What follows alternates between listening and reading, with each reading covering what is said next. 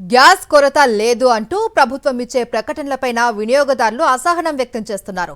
విజయనగరం జిల్లా రాజాంలో వంట గ్యాస్ వినియోగదారులకు తిప్పలు తప్పడం లేదు. గ్యాస్ బుక్ చేసుకున్నా ఇంటికి రాకపోవడంతో ఏజెన్సీలకు క్యూ కడుతున్నారు.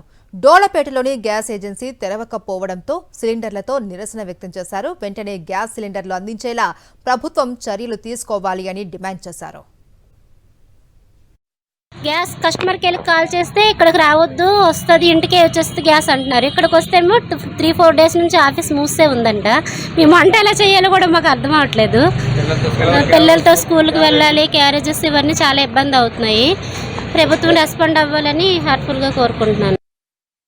11వ తేదీని బుక్ చేసాము గ్యాస్, హెచ్పి గ్యాస్. మాది శ్రీ వరాహ నరసింహస్వామి హెచ్పి గ్యాస్ మేము బుక్ చేసాము.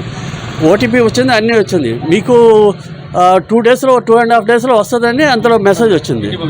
ఇంతవరకు వాళ్ళంటే ఊర్లోకి వచ్చి తీసుకొస్తాం అంటున్నారు. ఊర్లోంచి గత 10 రోజుల నుంచి బండ బయట పెట్టుకుని కూర్చుంటున్నారు, కానీ ఇంతవరకు ఏం లేదు. కస్టమర్ కేర్కి కాల్ చేస్తే వాళ్ళు రెస్పాండ్ అవ్వట్లేదు.